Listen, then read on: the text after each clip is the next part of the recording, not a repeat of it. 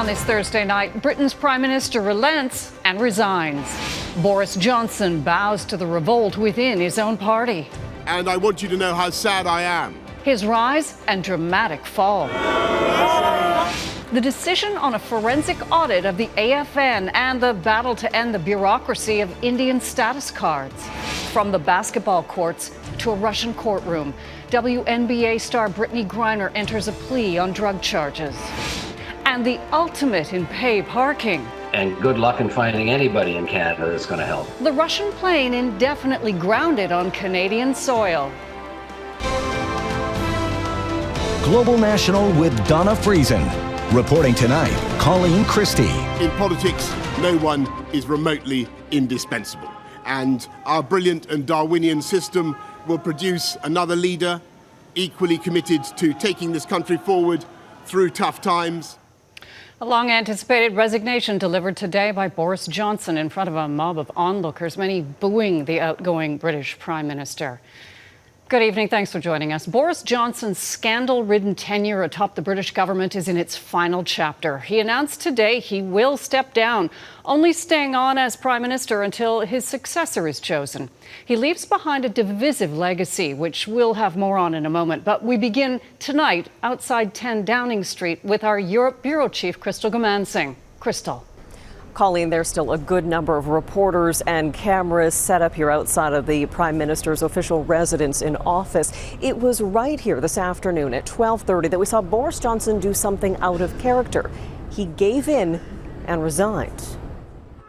On a regular day, there might only be a few people hanging around the gates to number 10 Downing Street. But this is no ordinary day. I want you to know how sad I am to be giving up the best job in the world.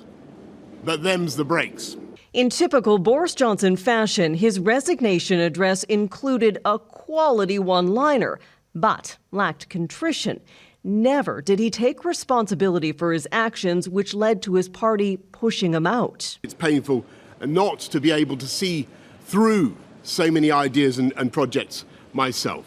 But as we've seen at Westminster, the herd instinct is powerful. When the herd moves, it moves. He's a buffoon, he's an idiot, and you can't trust him.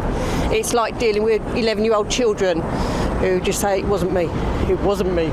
Johnson is a polarizing figure, beloved by some, hated by others. Until now, his personality worked in favor of the party. He drove the Tories to its biggest majority since 1987 and got Brexit done as promised, severing ties between the United Kingdom and the European Union. This was a Prime Minister that left office with a sense of injustice, a sense in which he felt that he had somehow been hard done by and that the mandate he'd been given in 2019 had been undermined by his own political party and by the mainstream media. For years, Johnson has been besieged by scandal and dogged by biting headlines. The final scandal surrounding his appointment of Chris Pincher as Deputy Chief Whip, despite allegations of harassment. Johnson was told of those allegations 2 years earlier, but then said he forgot about them. Reaction to Johnson's resignation has come from around the world. Michel Barnier, the former EU Brexit negotiator, tweeted, "The departure of Boris Johnson opens up a new page in relations," adding it could be more constructive and respectful. In Ukraine, Johnson has many fans. He was the first Western leader to visit in April and has been a staunch supporter. Volodymyr Zelensky wrote on his Telegram channel, "All Ukrainians were saddened by the news of the resignation of the leader of the Conservative Party." The pressure is now off Johnson, but the work is just getting started for the Conservative Party. It must start the process to select a new leader, and then the Tories have to find a way to unite and govern. Colleen? Crystal Goomansingh in London. Thanks, Crystal. Johnson's divisive leadership is already sparking calls from within his party for his immediate departure, with many pointing to the controversy and ridicule that has plagued him throughout his political career. Redmond Shannon takes a look at the rise and fall of a man who never let convention get in the way of ambition. Let's stop Downing Street, Boris. During his 8 years as London's bike-riding mayor, it was an open secret Boris Johnson had ambitions to eventually get inside 10 Downing Street. When the momentous Brexit referendum opened up the job, Johnson lost out to Theresa May. But he was ready to pounce again when she failed to get the UK out of the European Union. Boris Johnson is elected. He promised MPs and voters he'd get Brexit done. And he did, signing off an EU exit deal which is still contentious and unresolved. You must stay at home. In the early stages of the COVID-19 pandemic, he was accused of hesitating on lockdowns and dismissing the risks. I must continue my self-isolation. He ended up in intensive care with the virus before overseeing the UK's quick vaccine rollout. But it will be his actions during lockdowns that will define his term in office. Those parties inside Downing Street. All the guidelines were observed. Not according to police. Johnson and others in government were fined for breaking the very rules they had made. Most of his MPs held their noses at other controversies too, until this week, when Johnson's claims of ignorance about allegations of inappropriate behaviour against his deputy whip were exposed as false. They were prepared to forgive him, so much, but I think that was, as far as they were concerned, unforgivable. And just like that, the Prime Minister, who was considering 3 terms in office, is out after just 3 years. Redmond Shannon, Global News, London. Disqualified Conservative Party candidate Patrick Brown is fighting back by launching an appeal. But experts say it will be an uphill battle because of party rules and treatment by the courts. Meanwhile, calls are increasing even from rival candidates for the party to shed more light on the allegations against Brown. Abigail Bimman reports. Patrick Brown tapped high-profile lawyer Marie Henin, best known for successfully defending Jian Ghomeshi. In a notice of appeal to the Conservative Party, she writes Brown has engaged in absolutely no misconduct, calling the process Kafkaesque. She asks the Leadership Committee to keep all documents and records, including communications with members of the Pierre Poilievre campaign relating to Brown. Both the Poilievre camp and the party deny complaints came from the top rival. No other leadership campaigns were involved in the allegations. The party president tells Global News there are multiple allegations and at least one, but not all, came from within the Brown campaign. We want to respect Mr. Brown's rights in terms of engaging legal counsel and pursuing this as a Canadian citizen, and we will be responding directly to Mr. Brown through legal counsel before undertaking any further comment. But a road to appeal will be uphill. Perhaps the biggest hindrance are the leadership rules Brown agreed to. All decisions of the Leadership Election Organizing Committee are final and not subject to internal appeal or judicial review. And political experts say courts generally rule they don't have jurisdiction in the internal affairs of political parties. A court challenge is unlikely to produce a successful result for Mayor Brown in terms of getting him back into the race. But if chaos and destruction and embarrassment are his goals, it is quite viable. Jean Charest's camp is calling for more transparency. The concern is that this will tarnish the image of the party in the eyes of voters. It's a scandal. It's something that people don't need to see at this time when we're trying to get a positive message across that the Conservative Party is a government in waiting. The Liberals have now weighed in, calling on the Commissioner of Canada Elections to, quote, follow the money and investigate not just Brown, but whether the party has benefited from any of his alleged actions via financial windfall or otherwise. Abigail Bimman, Global News, Ottawa. The Assembly of First Nations annual meeting in Vancouver is coming to an end, a session overshadowed by the group's leadership crisis. The national chief says she was suspended for trying to investigate claims of corruption, but today, a resolution. After a vote, a forensic audit of AFN finances will go ahead. Some in attendance are celebrating this review. Others aren't pleased it's taken up so much time. As Neetu Garcha reports, many chiefs hoped other issues would get more attention. Emergency Draft Resolution Number 1. The resolution to begin a forensic review of the AFN's finances dating back at least a decade is approved. Has been adopted with 75% of the votes. During the debate, some chiefs voicing concerns about the audit's cost and whether it would spark a freeze on federal funding. Others say it took away from critical matters like education, climate change, and child welfare. Probably one of the most frustrating times of my life, because I was sent here to do a specific job and I haven't been able to fulfill my duties to my community. BC Cookpee Chief Judy Wilson has long been trying to draw attention to another key issue that affects every member at these meetings. Some of our elders waited their lifetime to get their status membership, and they never did.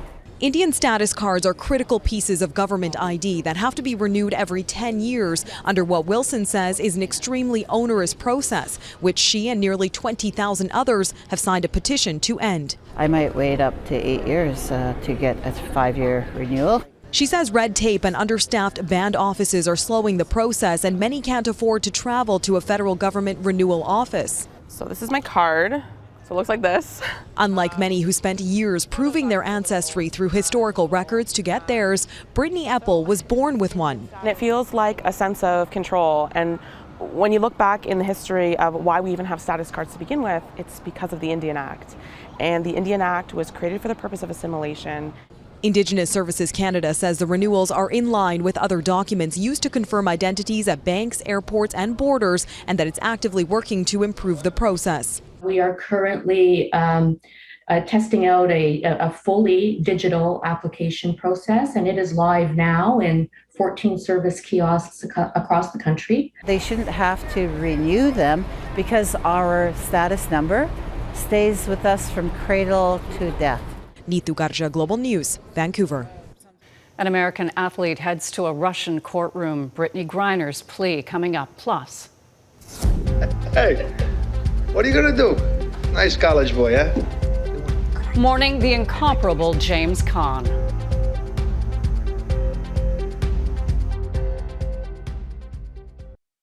Ukraine is celebrating a symbolic and strategic victory in the war with Russia. The blue and yellow flag being raised on Snake Island in the Black Sea after it was recaptured from Russian forces. The tiny island controls the sea lanes to Russia's port of Odessa. In his nightly video address to the nation, Volodymyr Zelensky said on Wednesday, Western arms, including heavy artillery and rocket systems, are starting to make a difference on the battlefield. American basketball star Brittney Griner pleaded guilty to drug charges in a Moscow court today, leaving her facing up to 10 years in prison if convicted. The 31-year-old has been in custody since February when she was detained after cannabis oil was allegedly found in her luggage in a Russian airport. The trial of the two-time Olympic champion started last week but was delayed. The White House said U.S. President Joe Biden called Griner's wife to say he's doing all he can to have her released as soon as possible.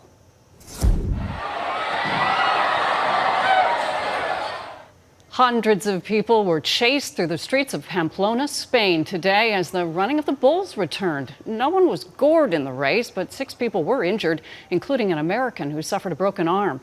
Despite its controversy, the festival is incredibly popular, drawing tens of thousands of visitors from around the world. Oscar-nominated actor James Caan has died. Well, then business will have to suffer, all right? Hey, listen, do me a favor, Tom.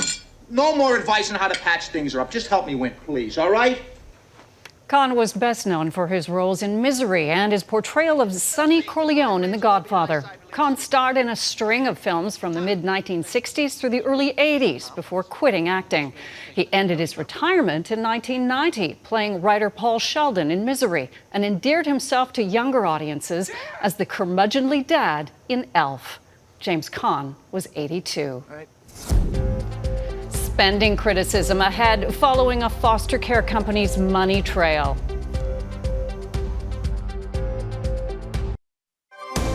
You're watching Global National. All week long, we've been taking you inside the operations of an Ontario company which for 4 decades ran foster care and group homes for vulnerable youth and which still operates 3 group homes. It's called Connor Homes, a private company run by the Connor family that profits from the kids in its care with the help of taxpayer money. But it's how Connor Homes handled that money that has sparked criticism and how little, some say, was left for the kids it was meant to serve. Carolyn Jarvis reports in a Global News APTN investigation.